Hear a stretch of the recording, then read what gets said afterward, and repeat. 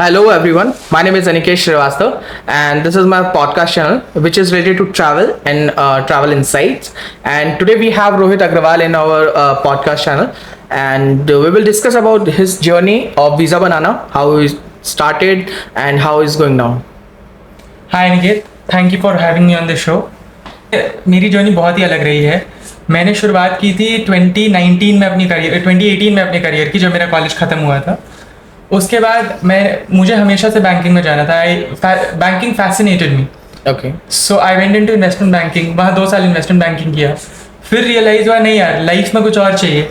मैं उस 2 साल में हर महीने ट्रैवल करता था। तब मुझे रियलाइज़ हुआ यार, travelling is something that makes me happy, makes me excited about life. I have travel to Dubai, Indonesia, Sri Lanka and a lot of other countries. हर बार ट्रैवल करता था तो मुझे ये फील आता था कि भाई यार, वीज़ा का बड़ा इशू हो रहा है। कभी इंडोनेशिया जाओ तो लाइन में खड़े रहो, थाईलैंड जाओ तो 2 घंटे की लाइन में लगे रहो वीज़ा का पेमेंट करने के लिए। एक बार मुझे जाना था अफ्रीका में, कोई पर्टिकुलर कंट्री, उसके लिए तो मतलब उन्होंने मेरा किडनी रिपोर्ट ले लेंगे, ऐसा हाल था। Okay. तो बहुत प्रॉब्लम्स, मतलब there is immense problem in the visa industry. So but हम ट्रैवल में थे। मतलब when I started a travel company where we used to send travellers outside India for their trips.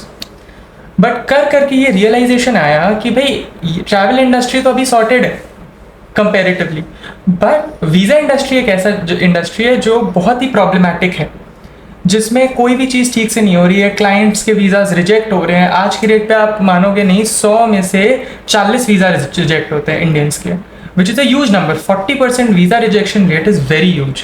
So that's when we decided that a solution needs to come for this. तब हमने launch किया Visa Banana, जिसमें anybody and everybody can get a visa. They just have to come on our platform, enter which country they have to go to, pay the visa amount, the rest is up to us. हम उन्हें visa guarantee देते हैं कि हम आपको इस date पे ये वीज़ा दे के रहेंगे। अगर हमसे नहीं हो पाया, हम हार जाते हैं मान लो, तो हम फुल रिफंड दे देते हैं उन्हें। हम 1 रुपये भी नहीं रखते, वीज़ा फ़ी भी रिफंड करते हैं और हमें सर्विस फी भी रिफंड करते हैं। तो हम वीज़ा गारंटी देते हैं। तो अगर आप जैसे आपने मुझे बताया कि आप वीज़ा से रिलेटेड जो चीज़ें हैं आप लोगों के इश्यूज सॉल्व कर रहे हो, राइट? सो अगर किसी कस्टमर का वीज़ा रिजेक्ट होता है इन केस, तो उस सिचुएशन में आपका क्या नेक्स्ट स्टेप होता है? क्योंकि if someone is really wanted to travel, है ना, तो उन्हें वीज़ा तो चाहिए होगा। It might get reject once, but क्या आप वो चीज़ दोबारा करते हो, फिर उसको सेकेंड टाइम अप्लाई, और आप अपने प्रीवियस मिस्टेक्स को कैसे कम अप करते हो? सो पिछले 3 सालों में हमने हज़ारों वीज़ाज अप्लाई किए। ओके। हमारा आज तक का रिजेक्शन रेट रहा है 1% का। ओके। ठीक है। उसमें हम क्या करते हैं, हमेशा अपने क्लाइंट्स को हम एडवाइस करते हैं, सर हम आपका वीज़ा एक और बार अप्लाई करेंगे, देखते हैं क्या कारण से आपका रिजेक्ट हुआ है, क्या वो रीज़न एम्बेसी रेडी है रेक्टिफाई करने के लिए। हम टोटल 3 बार वीज़ा अप्लाई करते हैं हमेशा क्लाइंट के लिए। 3 बार वीज़ा एप्लीकेशन डालने के बाद भी अगर एम्बेसी रिजेक्ट करती है, तो हम समझ जाते हैं कि embassy has some problem with this particular passport, जिसकी वजह से वो वीज़ा इशू नहीं कर रही है। तो हम क्लाइंट को पहले तो वीज़ा फ़ी और सर्विस फ़ी रिफंड कर देते हैं। फिर हम उन्हें एडवाइस करते हैं कि सर आप एक काम कीजिए, अपना पासपोर्ट पहले रीन्यू करवाइए, because there is some issue with this passport due to which embassy is not agreeing to issue the visa on your passport. So वो रीन्यू करवाते हैं, फिर उनका वीज़ा अप्रूव हो जाता है। तो ऐसे करके बहुत सारी तरीके हैं जिससे हमने वीज़ा अप्रूव करवाए हैं, क्योंकि कभी कभी क्या होता है कि एम्बेसीज़ के पास भी डेटाबेस होता है जिसमें सही इन्फॉर्मेशन होता है, गलत इन्फॉर्मेशन होती है। उसके वजह से क्या होता है कि वो भी एक तरीके से बायस डिसीजन लेते हैं, क्योंकि हर बार हर कोई तो सही हो नहीं सकता है। Right. So hence we find techniques in which the customer is also happy and the embassy is also happy. So basically my next question is कि मार्केट में और भी बहुत सारी एजेंसीज हैं, मैंने देखा है, और जो मार्केट में वीज़ा के रिलेटेड इश्यूज रिजॉल्व कर रहे हैं काफ़ी टाइम से हैं। तो आप उनसे बेटर कैसे वो चीज़ प्रोवाइड कर सकते हो? क्योंकि अगर आप कह रहे हो कि अगर आप रिटर्न कर दोगे money, so there is something, है ना, कि आप ऐसा कुछ है आपके पास प्लस पॉइंट जो बाकी मार्केट कंपनीज के पास नहीं है। जैसा मैंने आपको बताया कि हम इस इंडस्ट्री में आज फर्स्ट डे नहीं आ रहे हैं, हम पिछले 3 साल से इस इंडस्ट्री में हैं। हमें ये पता है कि मार्केट की रिक्वायरमेंट क्या है, मार्केट की शॉर्टकमिंग्स क्या है, मार्केट का एडवांटेज क्या है। हम समझते हैं कि कोई अगर वीज़ा एप्लीकेशन है तो उसमें इमिग्रेशन ऑफिसर क्या देख रहा है।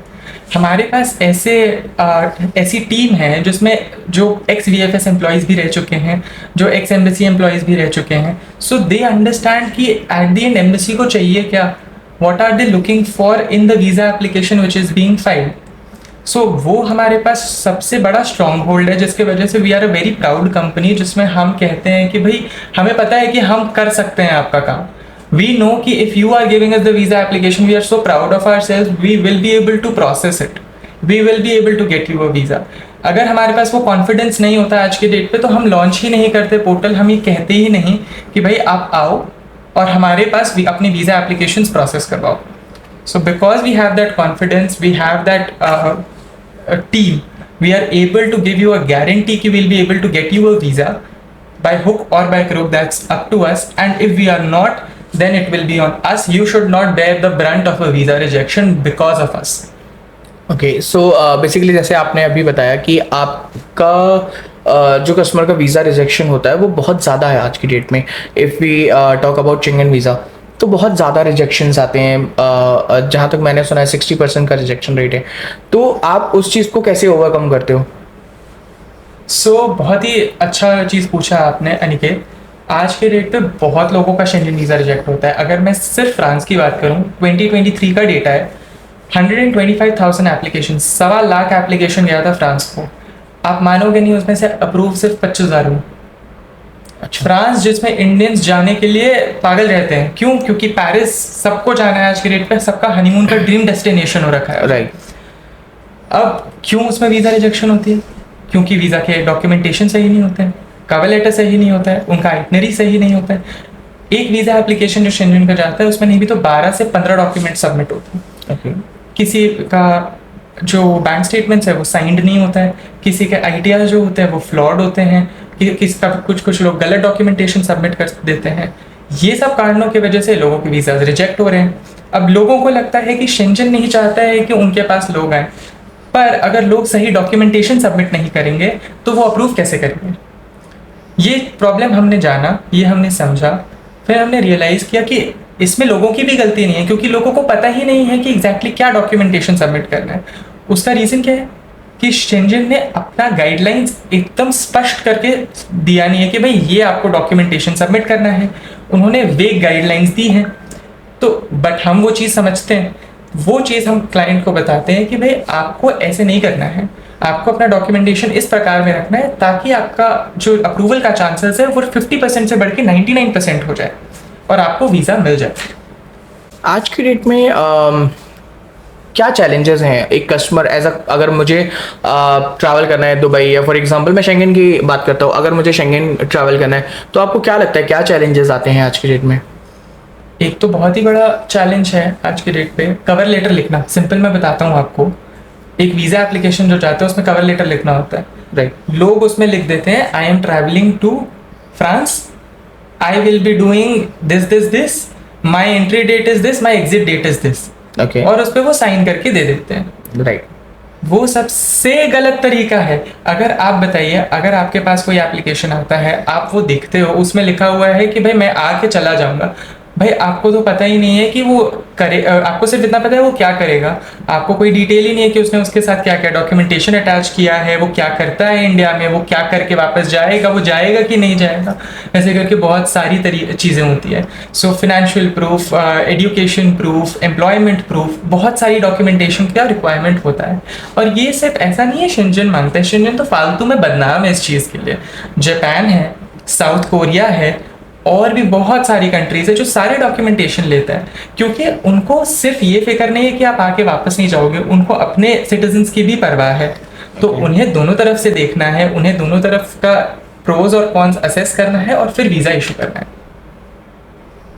सो आपने अभी जैसे बताया कि बहुत सारी चीज़ें इन्वॉल्व होती हैं एक वीज़ा प्रोसेस करने में, बहुत सारे डॉक्यूमेंट्स चाहिए और बहुत सारी प्रोसेस होती हैं जिनके थ्रू हम वीज़ा जल्दी ला सकते हैं, राइट, अप्रूवल आ सकता है वीज़ाज़ का। तो बेसिकली आज के डेट में मैं देखता हूँ कि India is getting a strong economy and in the terms of travel it's getting strong, और इंडिया का पासपोर्ट भी आजकल बहुत स्ट्रॉन्ग हो रहा है। और बहुत सारी ऐसी कंट्रीज हैं, जैसे रिसेंटली मैंने सुना था कि जापान ने अपना ई वीज़ा लॉन्च किया है इंडियन सिटीजन्स के लिए। तो इसके रिगार्डिंग आपका क्या कहना है कि क्या ये सही है, या फिर इसको कैसे हमें करना चाहिए, कैसे देखना चाहिए? ये बहुत ही अच्छा न्यूज़ है India as a country as a whole as well as सब सिटीजन्स के लिए, क्योंकि आज के डेट पे Indians are wanting to travel to different types of countries. And Japan में अगर आप डेटा देखोगे तो 150% ट्रैवल बढ़ चुका है compare to last year. That means a lot of people are going to Japan, right. अब क्या है कि जापान जाना तो कहने के लिए क्या है कि जाओ वीज़ा अप्लाई करो मिल जाएगा, बट उतना आसान होता नहीं था, क्योंकि आपको बहुत सारे डॉक्यूमेंटेशन सबमिट करना था और स्पेशली पासपोर्ट सबमिट करना होता है, क्योंकि वीज़ा दो प्रकार के होते हैं, एक होता है स्टिकर वीज़ा, एक होता है ई वीज़ा। स्टिकर वीज़ा के लिए पासपोर्ट जाता है और उसमें स्टिकर लग के आता है, बट ई वीज़ा में क्या है, आप अपना डॉक्यूमेंटेशन दे दो, वो आपको एक ई कॉपी भेज देंगे ई वीज़ा की। जापान के लिए पासपोर्ट जाता था, अगर जब तक आपका पासपोर्ट नहीं आएगा आप ना कोई दूसरी कंट्री ट्रैवल कर सकते हो, ना आप कुछ और कर सकते हो, आपका पासपोर्ट ब्लॉक हो गया है। राइट। ई वीज़ा के केस में क्या है, आपने अपना डॉक्यूमेंटेशन सबमिट कर दिया और आप फिर इंतजार कर रहे हो, आराम कर रहे हो कि भाई मेरे पास पासपोर्ट तो अपना है, अगर कल को नहीं भी आती है मेरी वीज़ा या पासपोर्ट, मैं कैंसिल कर सकता हूँ अपना सारा बुकिंग्स और मैं कहीं और जा सकता हूँ। तो you have a piece of mind that you do not have to worry about it. आपका ई वीज़ा आया तो आया, नहीं आया तो आप कोई दूसरा डेस्टिनेशन कर लोगे। So that's a lot of problem saver for a lot of people. Okay, so Rohit, जैसे अभी आपने बताया कि इट्स अ गुड न्यूज़ है ना फॉर इंडियंस, तो आप इसे किस तरह देखते हो? क्योंकि अगर ये चीज़ें बढ़ती जाएंगी तो फिर आपका जो वर्क है वो चीज़ कम होती जाएगी, राइट? ये ऐसा नहीं है। Okay. India has more than 50 countries जिसके साथ वो ई वीज़ा पे है। ओके। ठीक है, the best example for that is UAE. Okay. India में अगर approximately 27% of the tourist travel to UAE, Dubai जाते हैं सब, ठीक है। हाँ। अब दुबई में अगर 27% इंडियन टूरिस्ट दुबई जा रहे हैं तो आप सोच के देखो कि there is a lot of demand. UAE का तो बहुत डिमांड है, ये आप भी जानते हो। Yes. वो ई वीज़ा ही इशू करता है। Yes, right. हम नहीं भी तो साल के 20,000 यूएस वीज़ा एप्लीकेशन दुबई के प्रोसेस करते हैं। So it's not a small number, right. अब इतने सारे वीज़ा एप्लीकेशन जाते तो रोज़ नहीं भी तो 100 से ऊपर वीज़ा एप्लीकेशन सिर्फ दुबई के ही रहते हैं। ओके। उसके अलावा श्रीलंका है, मलेशिया है, आपका वियतनाम है, 50+ कंट्रीज जैसे मैंने कहा are in e visa with India. तो एक और कंट्री आ जाएगा तो बहुत अच्छी बात है, हमारा काम कम नहीं होगा, हमारा काम उल्टा Okay. बढ़ेगा ही, क्योंकि लोग चाहेंगे कि भाई हमारा वीज़ा एप्लीकेशन जल्द से जल्द प्रोसेस हो पर रिजेक्ट ना हो। ओके, सो क्या डिफरेंस है अगर मैं शेंगेन वीज़ा या जापान वीज़ा या दुबई वीज़ा में डिफरेंस अगर मैं चाहूँ तो वो क्या डिफरेंस है जो इनको अलग करता है? कोई अलग नहीं है, सच बताऊं तो। ओके। हर कंट्री का ना अपना रिलेशनशिप होता है दूसरे कंट्री के साथ में। ओके। हर कंट्री का एक नज़रिया होता है कि सामने वाली कंट्री कैसी है, ओके। कि भाई इनका इकोनॉमिक स्टेटस क्या है, इसमें कितने लोग आके बसना चाहते हैं, कितने लोग वापस जाना चाहते हैं। सो जैसे अभी आपने मुझे बताया अपने एक्सपीरियंस के बारे में और आप जिस तरह मार्केट में काम कर रहे हैं कस्टमर्स के लिए, that is very good to be very honest, and आपको काफ़ी इन्फॉर्मेशन है, राइट, डिफरेंट कंट्रीज़ के बारे में, डिफरेंट वीज़ाज़ के बारे में। आपकी टीम और आप अपडेटेड कैसे रहते हो हर चीज़ को लेके? So specific how? आपको पता है वीज़ा का जो इन्फॉर्मेशन होता है रोज़ चेंज होता है, visa news changes every day. Okay. And there is ton of information in the market. Okay. एक वेबसाइट बोलेगी आपको ये चाहिए, दूसरी बोलेगी ये चाहिए, तीसरी बोलेगी ये चाहिए। There is a lot of information asymmetry in the market, right. Before we started Visa Banana तो we did a primary research. Right. हमने समझा कि भाई मार्केट में क्या क्या है, लोग क्यों नहीं वीज़ा अप्लाई कर पा रहे, क्यों रिजेक्शन इतना है। वी स्पोक टू ओवर 1000 पीपल in the airports and everywhere else. So when we gathered that information, we realized कि लोगों को प्रॉब्लम है कि उनके पास सही इन्फॉर्मेशन ही नहीं है, क्या करना है, कैसे करना है, कब करना है, क्यों करना है, इन्फॉर्मेशन ही नहीं है। राइट। चार लोग चार वेबसाइट चार अलग चीज़ें बोलेंगी तो आप थोड़ी समझ पाओगे कि क्या करना है, आप किसकी मानोगे। सबसे बड़ा प्रॉब्लम ये था। तो हमने एक टीम बैठाई कि उसका नाम वो है R&D टीम हमारी, ठीक है। वो R&D विंग क्या करती है, वो रोज मार्केट में जो वीज़ा के बारे में चेंजेस होती है उसको एनालाइज करती है, उसको असेस करती है और पूरे टीम को इन्फॉर्म करती है। हमारे साथ अभी रिसेंट की केस है, आज 6 तारीख 7 तारीख है आज से 1 हफ्ते पहले 1 तारीख की न्यूज़ है, यूएई ने एक ट्रैवल एडवाइजरी इशू की जिसमें यूएई ने कहा कि अगर आप आ रहे हो हमारे नेशन, तो जो भी एयरलाइन से आप आ रहे हो उसी एयरलाइन से आपका रिटर्न टिकट होना चाहिए। ओके और अगर आपके पास नहीं है तो लोगों को डिपोर्ट किया जा रहा है। हमें ये इन्फॉर्मेशन ट्रैवल एडवाइजरी इशू होने के 1 घंटे के अंदर थी।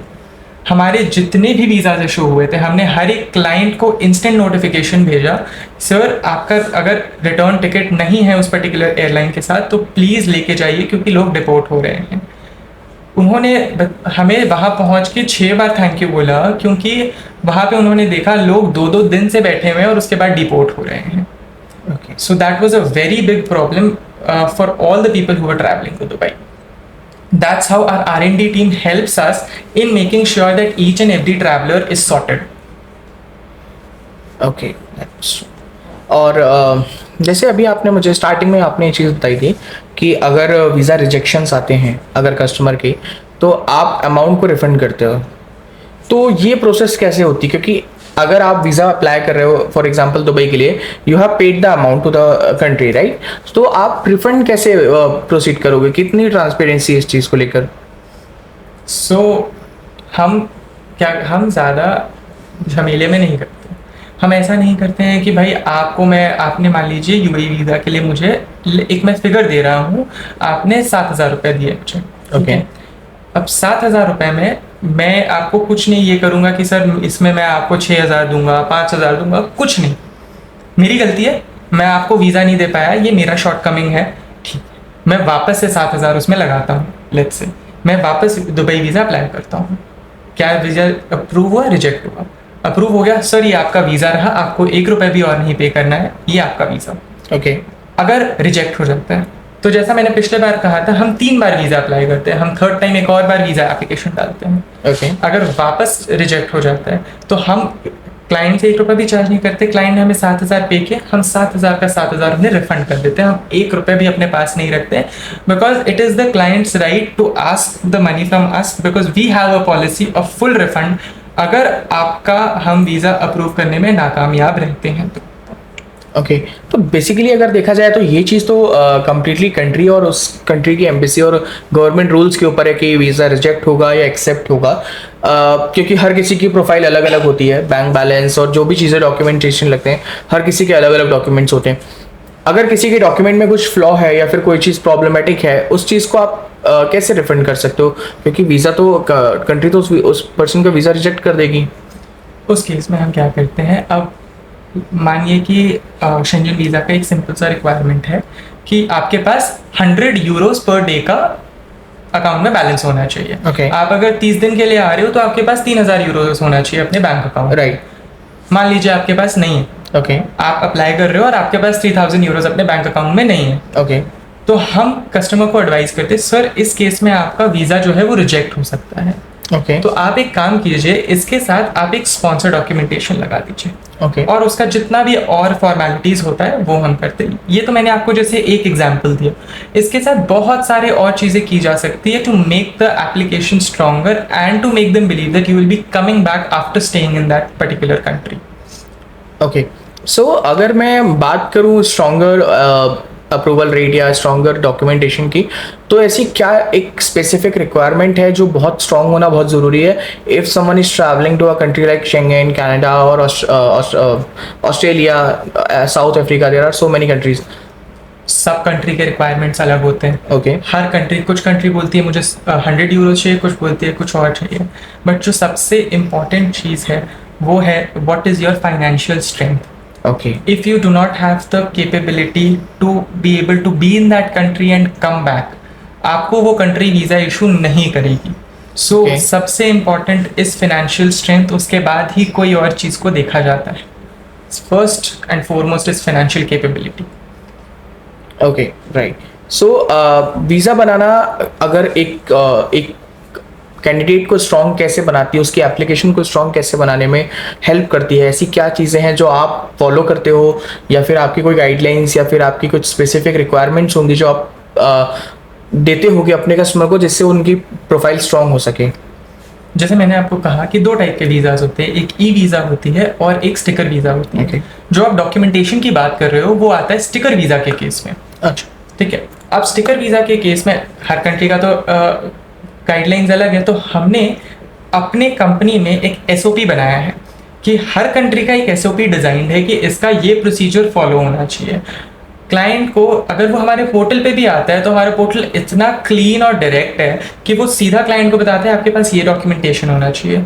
वो डॉक्यूमेंटेशन के बाद उस क्लाइंट ने अपना सारा काम कर लिया, then a back end call goes from our team to them, जिसमें वो बताते हैं कि भाई आपके पास ये डॉक्यूमेंटेशन है नहीं है, क्या आपके पास कमी है कोई पर्टिकुलर चीज़ की, क्या आपको ये चीज़ इंक्रीज करना है डिक्रीज करना है। वो सारा डिस्कशन करके when our team is satisfied कि उनका डॉक्यूमेंटेशन सही है तभी वो आगे प्रोसेसिंग के लिए जाता है, वरना नहीं जाता है। Okay.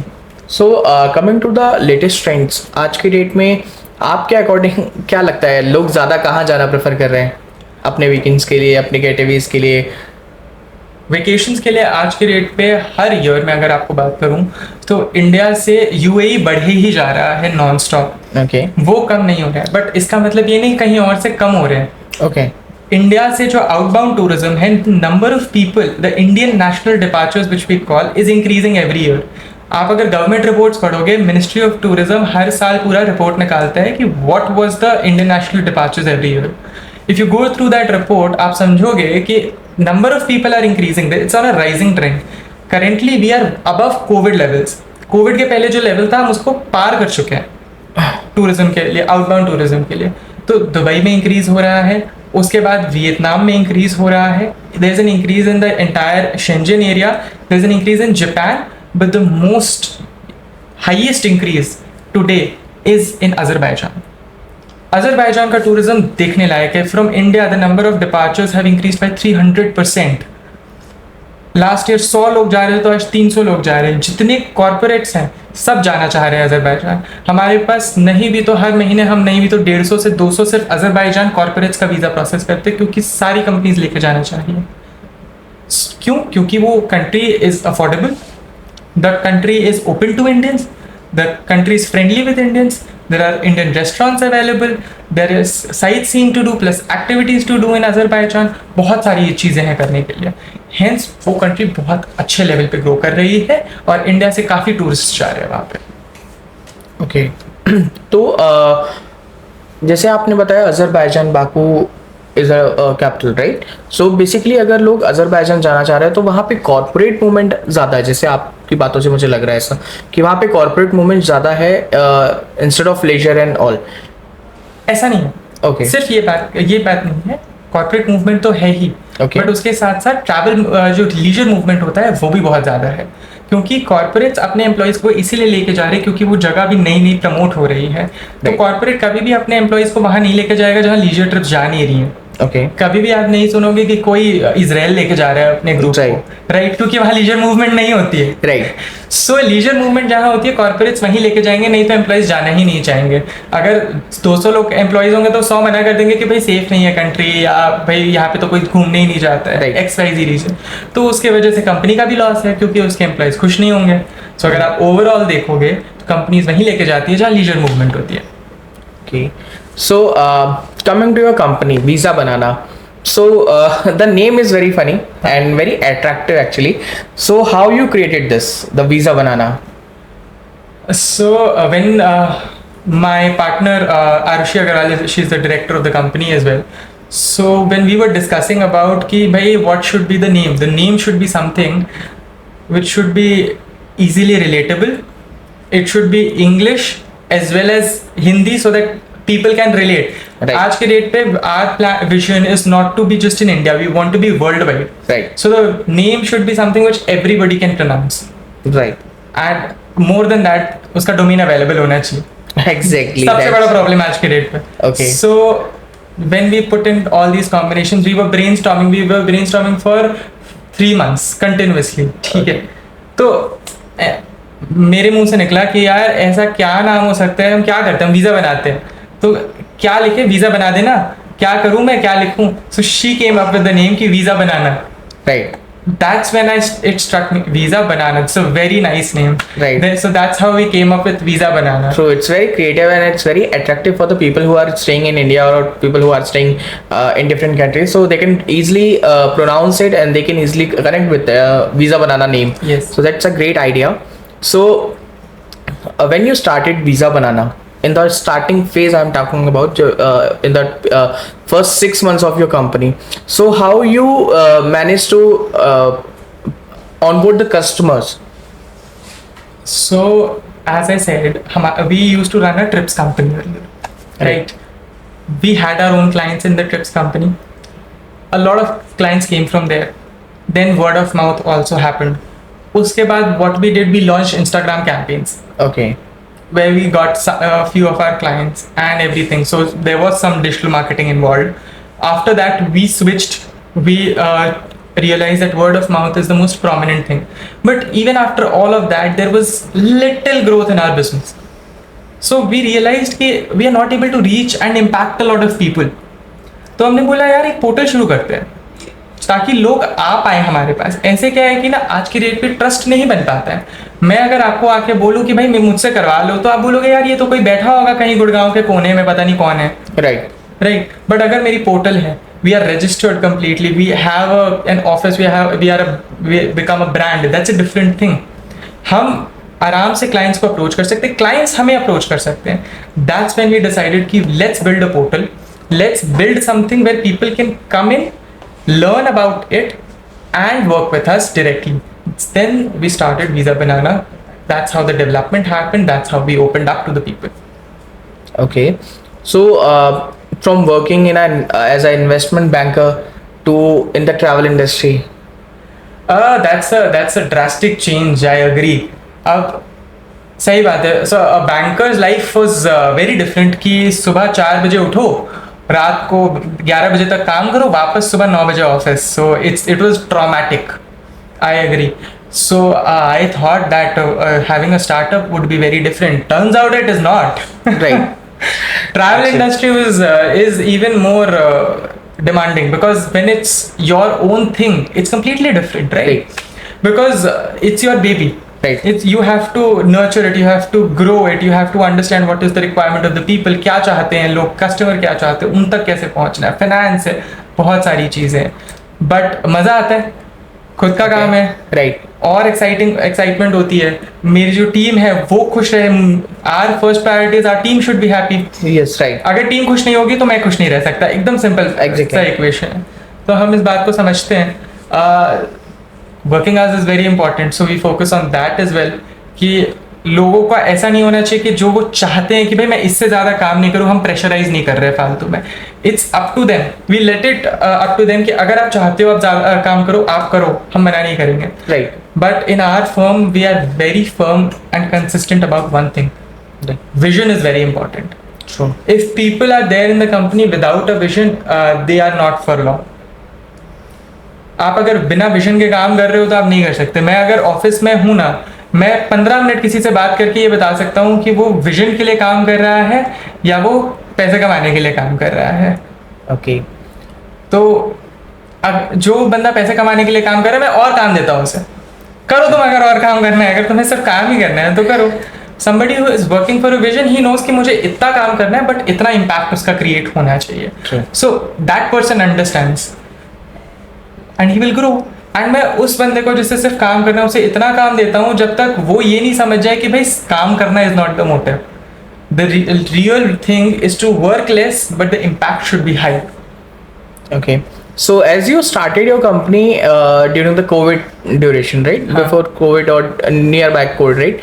So what are your inputs? क्या लगता है आपको अगर COVID जैसी कोई चीज़ हिट करती है ट्रैवल इंडस्ट्री? क्योंकि मुझे जहाँ तक पता है कि ट्रैवल इंडस्ट्री तो एकदम से ही शट डाउन हो गई थी उस टाइम पे. तो वहाँ से कोविड के बाद से लेकर आज आप कह रहे हो कि कोविड के बाद अब जाके स्टेबिलिटी आई है ट्रैवल इंडस्ट्री में. तो आपका इसमें क्या पॉइंट ऑफ व्यू कि वो ऐसी क्या चीज़ें हैं जो हमारे ट्रैवल इंडस्ट्री को स्टेबलाइज कर सकती हैं अगर हमारे को कोविड या ऐसी कोई भी चीज़ इम्पैक्ट कर रही है तो? COVID was a very one-off situation. We can all agree on that. Yes, sure. In case we never want that to hit again, it's not because of our business, but अगर वो hit करेगी, it will be a very drastic impact on the entire world. So it should not hit. But let's say in a one-off situation, कभी भी COVID जैसी कोई दूसरी चीज़ hit करती है, हम कुछ नहीं कर सकते. Our country can be prepared to manage and mitigate it at the earliest. But उसके अलावा भी हमारे पास कोई भी और ऑप्शन नहीं है. We do not have any alternative. Travel industry वापस impact होगी और हमें उसके लिए prepared रहना पड़ेगा. True. As biotechnology is increasing, world में changes आ ही रहे हैं. Right. China, even India, Europe सब कोशिश कर रहे हैं वो बायोटेक्नोलॉजी में एडवांस कर सके.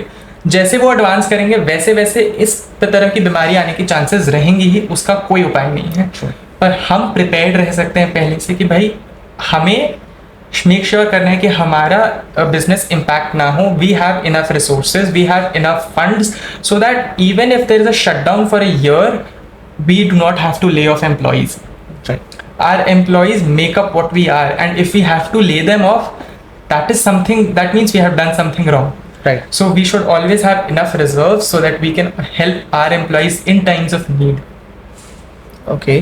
So कोविड की जो सिचुएशन थी उसके बाद से लेके जब लॉकडाउन हटा और तब से लेके अगर मैं आज 2024 तक की बात करूं तो ट्रैवल इंडस्ट्री में ऐसा क्या हुआ कि जो पहले जो लोगों का मूवमेंट था बाहर जाने का कंपैरेटिवली अब वो बहुत ज़्यादा बढ़ चुका है. कोविड के पहले की अगर हम बात करें और अब की बात करें तो अब ज़्यादा लोग प्रेफर कर रहे हैं बाहर जाना, ट्रैवल करना. तो आपको क्या इसके पीछे आपको क्या लगता है, क्या रीज़न हो सकता है कि लोग पहले कम ट्रैवल कर रहे थे अब ज़्यादा ट्रैवल कर रहे हैं? तो इसके पीछे क्या रीज़न लगता है आपको? So Aniket, there is a shift in the mindset of people. Okay. दो चीज़ें हुई कोविड में. लोगों के खर्चे कम हो गए. राइट. तो मतलब उनका डिस्पोजेबल इनकम बढ़ गया. True. जितना उनका सेविंग्स था वो बहुत ज़्यादा बढ़ गया क्योंकि साल 2 साल तक कुछ स्पेंड नहीं हुआ उनका. Right. खर्च नहीं हुआ, बाहर खाने पीने पे खर्च नहीं हुआ, बाहर घूमने जाने पे खर्च नहीं हुआ, बाहर पार्टी करने पे खर्च नहीं हुआ. तो रिजर्व्स बहुत ज़्यादा बढ़ गई. और उसके बाद क्या हुआ ना, इंडियन गवर्नमेंट ने टूरिज्म बहुत प्रमोट किया. राइट. सिर्फ डोमेस्टिक टूरिज्म ही नहीं, इंटरनेशनल टूरिज्म भी बहुत प्रमोट किया, जिससे लोगों को पता चलने लगा कि भाई it's very easy to travel outside. Right. हम बाहर आसानी से ट्रैवल कर सकते हैं. कनेक्टिविटी बढ़ गई फ्लाइट्स की, वीज़ा का पॉलिसीज चेंज हो गई, ई वीज़ाज आ गए कंट्री में, जिसके वजह से it became very easy to travel. So लोग बाहर जाने लगे. अचानक से टूरिज्म बूस्ट होने लगा international. The Modi government supported it a lot. अगर मोदी जी प्रमोट नहीं करते दूसरे कंट्रीज तो इंडिया आज के डेट पे इतना ज़्यादा आगे नहीं बढ़ पाता टूरिज्म में. Modi ji himself went to so many countries in order to show that they should travel to all these countries. Right. And let's talk about the recent thing that happened about the Maldives. Right. True. Right. So Modi ji became so prominent in the tourism figure.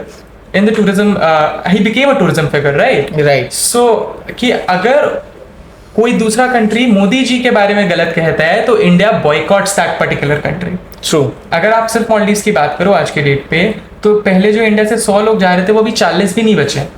Okay. तो basically आप ये कहना चाह रहे हो कि जो travel का इम्पैक्ट है अगर आज के टाइम पे देखा जाए, जिस तरह मोदी जी कैमरा लेके हम आजकल इंस्टाग्राम पे देख रहे हैं कि वो बहुत फोटोज़ ले रहे हैं और चीज़ें कर रहे हैं, तो आपका कहने का ये है कि ये सारी चीज़ें काफ़ी ज़्यादा इम्पैक्टफुल होती हैं किसी भी कंट्री को टूरिज्म को बढ़ाने के लिए. जैसे कि राइट नाउ अगर हम आज की डेट में देखें बहुत सारे ट्रैवल इन्फ्लुएंसर हैं जो काम कर रहे हैं इस इंडस्ट्री में और रील्स बनाते हैं, जगह जगह जाके फ़ोटोज़ वगैरह प्रमोट करते हैं अलग अलग कंट्रीज़ को. तो आपका कहना है कि ये चीज़ें बहुत इम्पैक्टफुल हैं ट्रैवल इंडस्ट्री के लिए राइट नाउ? हाँ ज़रूर. हर एक चीज़ जो ट्रैवल के लिए फील्ड में कंट्रीब्यूट हो रही है वो सब इम्पॉर्टेंट है. आज के डेट पे अगर मोदी जी जो कंट्री के लीडर हैं वो नहीं करेंगे, ट्रैवल इन्फ्लुएंसर्स नहीं करेंगे तो कौन करेगा? कंटेंट जब तक बनेगा नहीं, जब तक लोगों को पता नहीं चलेगा कंटेंट का क्या काम होता है, ताकि लोग अवेयर हों उस बारे में, उस बारे में एनलाइटन हो, उस बारे में उन्हें पता चले और फिर जाके वो चीज़ एक्टिविटी वो करें जिनको उस चीज़ में इंटरेस्ट है. अगर लोगों को पता ही नहीं रहेगा वियतनाम कंट्री में क्या क्या किया जा सकता है, कहाँ जाना है, कब जाना है, क्या फ़ायदा? लोग जाएंगे कैसे? इंटरनेट पे जैसे मैंने कहा आप 10 वेबसाइट निकालो, 10 वेबसाइट पे वेदर रिपोर्ट अलग रहती है आज के डेट पे. कैसे पता चलेगा? पता चलने के लिए कोई ट्रस्टेड वेरीफाइबल सोर्स होना चाहिए ना, कुछ ऐसा सोर्स होना चाहिए जो कि गया हो वहाँ पे खुद से एक्सप्लोर किया हो, तो आपको देखने को मिले कि भाई एक्चुअल में हो रहा है कि नहीं, या सिर्फ हवा में बातें चल रही है. So travel influencers, country leaders are very important and play a pivotal role in all this. Okay, so basically अभी आपने कुछ देर पहले मुझे बताया था regarding e visa and stamp visa and there are different kind of visa. तो जैसे जो कंट्रीज़ होती हैं जो हमें वीज़ा फ्री करती, जैसे राइट नाउ अगर थाईलैंड की बात करूँ या मलेशिया की बात करूँ, तो ये क्या कॉन्सेप्ट है? फ्री वीज़ा का कॉन्सेप्ट क्या होता है बेसिकली? कोई भी कंट्री वीज़ा फ्री तब करती है जब दो कंट्रीज अग्री करती है कि भाई हमारे रिलेशनशिप्स बहुत अच्छे हैं, हमारे तरफ से आपके पास बहुत सारे लोग जा रहे हैं एज टूरिस्ट, हम अपना दोनों का ट्रेड इंक्रीज करते हैं. तब दोनों कंट्री एक बायलैटरल अग्रीमेंट में आती है कि भाई हमें अब वीज़ा फ्री कर देना चाहिए, आप मेरे कंट्री से टूरिस्ट ले जाओ फ्री वीज़ा के लिए, आप हमें भेज दो फ्री वीज़ा के साथ, वी विल एक्सेप्ट इट. तो तब जाके वीज़ा फ्री का कॉन्सेप्ट आता है. अभी करेंटली इंडियंस के लिए 3 कंट्रीज और आ गई हैं जो वीज़ा फ्री है, थाईलैंड, मलेशिया और श्रीलंका. ये वीज़ा फ्री है इंडियंस के लिए, आप जाओ जब जाना है जाओ, वो वीज़ा फ्री रहेंगी, कोई टेंशन नहीं है. बट हर कंट्री का एक एक्सपायरी लिमिट होता है कि ये डेट के बाद हम वापस चार्ज करने लगेंगे. अभी जैसे हुआ था, थाईलैंड का लास्ट डेट था 10th मई, बट 5th मई को न्यूज़ आई कि उन्होंने उस चीज़ को एक्सटेंड करके 31 दिसंबर कर दिया है. So again it got increase क्योंकि टूरिज्म बहुत ज़्यादा बढ़ गया थाईलैंड में ये वाले वीज़ा फ्री के चक्कर में. राइट. अब बढ़ गया उससे, तो कंट्रीज ने देखा उसका इम्पैक्ट और उन्होंने डिसाइड किया भाई अभी हम इसको थोड़ा और एक्सटेंड करते, फिर हम देखेंगे अगर हमें वीज़ा का कॉन्सेप्ट वापस लाना होगा तो हमें ज़रूरत है कि नहीं. ओके, तो ये जो वीज़ा से रिलेटेड जो प्रॉब्लम्स होती हैं, इन्हें आप अपने लेवल पे इसे सॉल्व करते हो. आपने बताया मुझे कि आप लोगों को अगर वीज़ा अगर उनका अप्रूव नहीं होता तो आप उन्हें रिफंड कर देते हो, फुल्ली अमाउंट रिफंड कर देते हो. That is a really very great initiative for the people who are travelling to international. अगर as a newcomer, as a first traveller, if I am planning to travel in a different country, तो मेरा सबसे बड़ा problem ये होगा कि क्या मेरा वीज़ा लगेगा या नहीं लगेगा. और अगर मैं वीज़ा के लिए पे करता हूँ और वो तो मेरा वेस्ट ऑफ मनी हो जाएगा, है ना. और उसके अलावा अगर मैं देखूँ तो बाकी चीज़ें जो मैंने वहाँ पे बुक कर रखी हैं या फिर जो मैंने प्लानिंग पहले से बना रखी है वो सारी कैंसिल हो जाएगी. राइट. तो जहाँ तक मुझे लगता है जो इनिशिएटिव आपने स्टार्ट किया है, जो कंपनी आपकी जिस तरह वर्क कर रही है, that is a very great thing for the people, for the customer. जो लोग पहली बार ट्रैवल करना चाहते हैं उनके लिए तो सच में बहुत अच्छी चीज़ है ये, क्योंकि जिस तरह से मैंने आपका सिस्टम देखा, जिस तरह से आपने मुझे बताया अपने सिस्टम के बारे में कि जो चीज़ें हैं आप बहुत ही ईजी कर रहे हो लोगों के लिए through your portals and everything. क्या डॉक्यूमेंटेशन होगा, किस तरह प्रोसेस होगी, क्या चीज़ें लगने वाली हैं, क्या चीज़ें नहीं लगने वाली हैं, वो सारी चीज़ें आपने जिस तरह से अपनी टीम के साथ मिलकर लोगों के लिए जो ईजी किया है, that is really great initiative I would say. और आप क्योंकि आज की डेट में देखें तो बहुत सारे टीनेजर्स और कम एज के यंग पीपल, यंग जनरेशन बहुत प्लान करते हैं ट्रैवल करने का और उन्हें लगता है कि उन्हें भी जाना चाहिए. बट द थिंग इज़ कि उनको डॉक्यूमेंटेशन गैदर करने में प्रॉब्लम आती है. तो न्यू कमर्स और यंग पीपल के बारे में आपका कभी ऐसा कुछ हुआ है, कोई सिनेरियो, या आपने कभी किसी यंग कैंडिडेट को या फिर कस्टमर को आपने केटर किया हो, तो आप उस चीज़ को कैसे रेक्टिफाई करते हो या उन्हें उनकी प्रोफाइल को कैसे अच्छा बनाते हो? सो आज के डेट पे बहुत सारे यंगस्टर्स हैं, कॉलेज गोइंग पीपल है, जिनके पास सफिशिएंट बैंक बैलेंस नहीं होगा. True. Right. They will not have enough requirements for the visa. So in that case हम उनके साथ उनके पेरेंट्स का एप्लीकेशन अटैच करते हैं, पेरेंट्स के वीज़ा अगर पहले के वो अटैच करते हैं, पेरेंट्स का फाइनेंशियल कैपेबिलिटी अटैच करते हैं to prove that the kid has the eligibility and the backing to be able to travel to that particular country. क्योंकि यूथ के लिए हमेशा पॉसिबल नहीं होता है आज के डेट पे सब कुछ, सारे डॉक्यूमेंटेशन इन ऑर्डर रखना and everything, because that guy is not even employed yet. Right. तो उसे लाइफ का एक्चुअल सच नहीं पता है, he does not know the truth about life. So that's where we come into the picture and advise him कि okay, you do not have the requirements but your parents do. So let's attach that with your application and then submit it, so that again creates a stronghold of the documentation. Then we go forward with it. Okay. So coming to the about your company, तो आपका in future क्या planning है? आप इस चीज़ को और कैसे grow करने वाले हो और कैसे लोगों तक पहुंचाने वाले हो? क्या प्लान्स हैं आपके फ्यूचर को लेकर, वीज़ास को लेकर, और कैसे आप इन सब चीज़ों को इजी कर सकते हो in future? we have already made tourist visas easy. Right. It cannot go any easier. Okay. We are planning to bring it to WhatsApp. Currently, we are bringing our own portal, but in the future, we have our plans to integrate WhatsApp into it, Okay. so that if you want to apply for a visa, you can do it on WhatsApp. You don't even have to come to our portal. Right. We'll make it that easy. उसके बाद it's tourist visa in the start, then we'll integrate student visas, then we are going to introduce work visas, employment visas, and all types of visas. We want to become a one-stop destination for all types of visas, not just for Indians but everyone worldwide, so that nobody who is traveling for any purpose has to face an issue that I do not have a visa, मैं travel नहीं कर सकता यार, मेरा ये चीज़ miss हो गया, अब मेरे पास सारा डॉक्यूमेंटेशन अप्रूवल था, मुझे माइक्रोसॉफ्ट से जॉब मिली हुई थी यूएस में, बट मैं जा नहीं पाया क्योंकि मेरा वीज़ा रिजेक्ट हो गया. I don't want that to happen. A lot of people have already suffered, but not anymore. They should not suffer because they do not have the requisite knowledge available on the internet.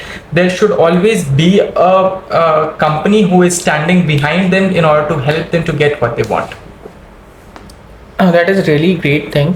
अगर आप लोगों को tourist से हट के अगर आप लोगों को वीज़ा में हेल्प करोगे, क्योंकि रिसेंटली मैंने श्रीकांत मूवी देखी, तो उसमें भी ऐसा ही कुछ एक सिनेरियो और इशू बताया गया था कि he was admitted to MIT but वो जा नहीं पाए, बट उन्होंने किसी तरह उस चीज़ को मैनेज किया और फिर वो वहाँ पे गए, जो राजकुमार राव ने जो बहुत अच्छा कैरेक्टर प्ले किया था.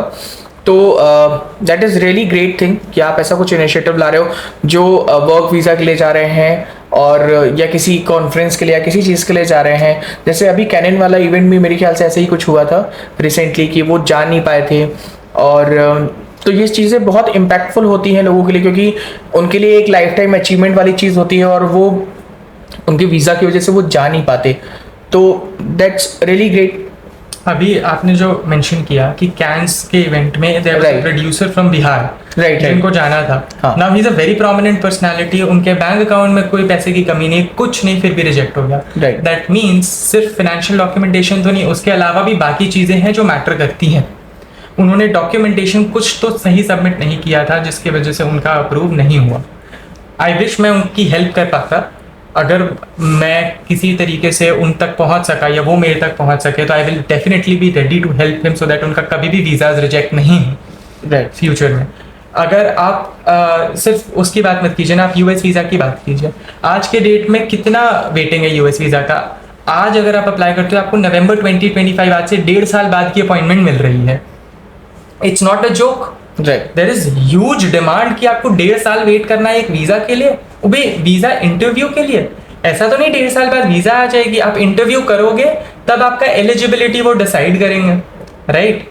तो we are helping in that as well. We are helping them with early appointments for US visa.